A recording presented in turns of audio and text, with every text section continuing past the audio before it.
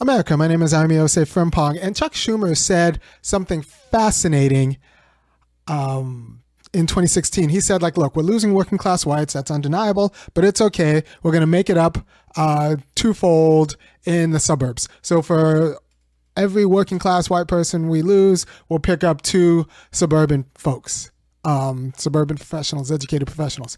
And he was right in a way, but he also didn't appreciate that the suburban people that he picked up were so obnoxious that they depressed Democratic turnout for everybody else, right? So nobody else came because you go to a Democratic speech and you listen to the talking points, and it's dictated now by that educated suburban crowd. And these are people who are not particularly great at families, are not real business leaders. Their wives are business leaders, but they're not business leaders, nor do they build things, because those are the hard hats that now go to that vote Republican. And they're not particularly good at politics, because these are the people who are eager to close down your schools and are kind of casual about the homeless encampments that are littering urban areas right now. And they just have it's complicated relationship with contested politics in general. They don't like the tension of it. So suburban, throwing the Democratic Party to suburban professionals, to the secretary class, to the folks who lose, not the folks who lose, but the people kind of devoid of culture, who are neither particularly good with families, business, or politics, turns out was a losing proposition for anybody who needs to get excited about Democrats, right? And these are the people I call the Tract House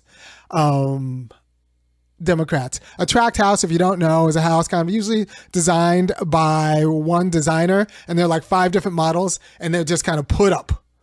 I grew up in a Tract House subdivision in Orange County, California. I didn't grow up there. Went to high school there. And a Tract House subdivision in Orange County, California. And I will tell you, nobody from that entire town is going to lead a revolution to anywhere. The only other black person there, not the only other, I was one of very few black people. One of them was Aloe Black. You might know him because he's a musician. But I will tell you, the revolution will not be led by the suburbs, because it's devoid of culture, almost on purpose. And yeah, so we threw the Democratic Party, both in content and in talking points and in quality, over to people who are neither funny nor good with their own families. Liberal parents are the worst parents in the United States. I've said this before. At least conservatives understand that there's a job to be done. Liberals think it'll happen by magic and by care and being nice. And they're fundamentally unserious about the work and discipline that goes into actual parenting. So the conservative parents in those same suburbs are actually better parents than the liberal parents in those suburbs. I will tell you that.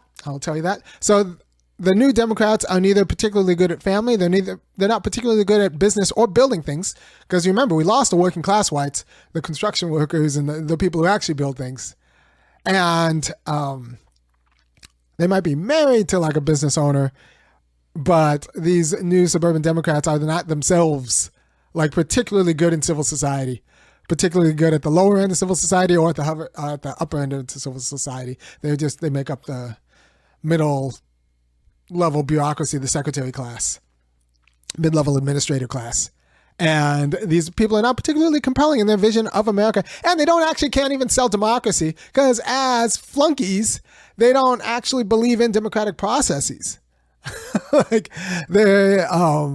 So it's not like you'll get a lot of robust debate. I've mentioned before that I've been invited to go on Fox News a few times, the Fox News radio station. And every time I go, I have my piece. I talk with the guy back and forth. It's met very well. But every time I'm invited to go on NPR, somehow a night before I get some sort of email canceling. I get some sort of cancellation because someone talked to someone who Googled something or heard something I said, and then the person who invited me on has to withdraw the invitation, because that's who those people are. They're not very good with contests. They're not very good. like a contested democracy, and they don't even like contested election, which is why this is the same class that didn't think it was a big deal to dethrone in a soft coup their own president.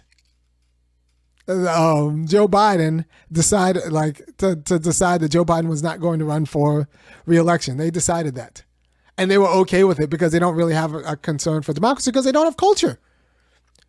So the Tract House Democrats, the ones that Schumer said are going to be the soul of the Democratic Party now, is so obnoxious that it depressed turnout in other aspects of the Democratic Party. Nobody's going to follow these people anywhere because they're not particularly trustworthy. And not only that, some of the more competent ones might vote Democrat while they're living Republican lives. Because make no mistakes, these suburbs originated as a means to flee black people. So these people are not particularly serious about actually meeting the problems. Their identity is formed by the ability to flee the problems. If you never heard me say this before, I will tell you that the middle class identity is nothing other and nothing more clearly than the ability to curate which black people you're around. And that costs more in different parts of the United States. And so when they say it's hard to be middle class in New York versus hard to be middle class in Virginia versus hard to be middle class in Colorado versus hard to be middle class in Minnesota, what they mean is the money it takes to be able to curate which black people you have to share space and resources with varies from place to place. It's been that way since the New Deal created the American middle class by creating these racialized suburbs, and the New Deal both created the American employee in an important way and the American middle class in an important way. And it racialized a lot of these identities. But if you ever wonder what constitutes being a middle class person, it's not necessarily how much money you make. It's how much you can curate your contact with the American problem in the form of black people. Right. So that's how much it takes to be middle class. And that's a problem, right? So these people in the suburbs who are now the heart and soul of the Democratic Party are already compromised in terms of racial justice, because insofar as they both choose and love to live there, it's because they've been able to curate their way out of dealing with a lot of America's problems in a very irresponsible way. All right. So they might be great with gender pronouns and abortion, but they're not particularly good with literally anyone else. Now, the Trap House Democrats, if you don't know what a trap house is, it's just a crack house, a place where people go and do a lot of drugs. And at least if you're a Trap House Democrat, you actually, got to deal with problems. And you might be there's a little bit more edge, right? For the first time in my life, Democrats aren't the cooler party. They aren't the funnier party. They aren't really the more moral party. I mean, Republicans have always had their comics, right? There's P.J. O'Rourke is actually a pretty good writer. But for the most part, Democrats were the funnier party. They could deliver the punchline better because they could identify hypocrisies and dwell in them and tease out the humor in a better way than Republicans can. But now I think the Republicans, the GOP, is the more entertaining party, which isn't particularly great because, they haven't changed a lot of their other habits, but, they might be the party of having a deeper culture, having a deeper culture and a bigger tent. It's harder to get canceled as a Republican than it is to get canceled as a Democrat. And like I said, I worry that the whole United States is going to become Georgia, but I've made a pretty decent life in Georgia, right? I worry that the whole United States is going to become Florida, but people are leaving California and going to Florida. So we have to understand the drawbacks of having Tract House Democrats control the agenda of the party. They are devoid of culture. They're not particularly good at family. They're not particularly good at business. And these are the idiots who wanted to cancel the Democratic primary, and they're just a bunch of hacks, and they wanted to close schools for COVID, and they're just bad at governance, and they don't have an answer to the tent cities, and they can't have serious, and they're averse to debate. So why would anyone elect Democrats or get excited about Democrats who are bad at both family, business, and politics? And they can't even tell a joke. Like, this is the first time in my adult life, at least, that Democrats aren't at least the cooler party. The Republican comedians are funnier. That's a problem. And more liable to mix it up. Right? So now the soul of the Democratic Party isn't made of people who work things, who build things, who are particularly good parents or particularly good at governing. And that's a problem that I'm trying to spend the next few years helping you make sense of so that we can resuscitate this party. And I'm a Negro who kicks them while they're down. I'll kick you. I think it's good to kick the Democratic Party ballots down, because once they get full of themselves, it's impossible to talk to these people. Because also in the suburbs, they have a lot of money. So they have money while being both bad, while being both bad parents, bad builders in civil society, and bad politicians. A lot of it's because it's going to be inherited money and spousal money, and there is a class of people who make money by being very good secretaries, but don't expect them to actually drive turnout, because if they come knocking at your door, it's not going to be the most inspiring anything you're going to hear. Because they're not going to have any new ideas. They haven't made their lives by being particularly courageous in any meaningful way. So they're worthless. Not worthless. They're just not particularly politically courageous. They're not particularly great parents. They're not particularly great business leaders, nor are they particularly great at thinking through political issues. But as Tract, or not particularly imaginative or cultured, because there isn't a huge amount of culture in these areas. I remember in my town, a lot of money and like in the town, around the town, but I don't remember a particularly good library, or the library was only open like 3 days a week. So it's not a cultural hotbed in terms of people who are interested in thinking through about what freedom means through wrestling with ideas at a high level. Right? That's not going to happen in Laguna. Right? That's not going to happen with the suburbans that you pick up. They're just not going to be particularly deep people. That's not how they were groomed. Right?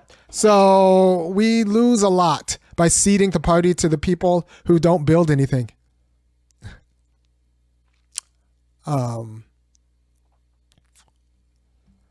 We lose a lot to ceding the party to people who are bereft of culture, of humor, and a taste of democracy. Someone asked, would I run for office?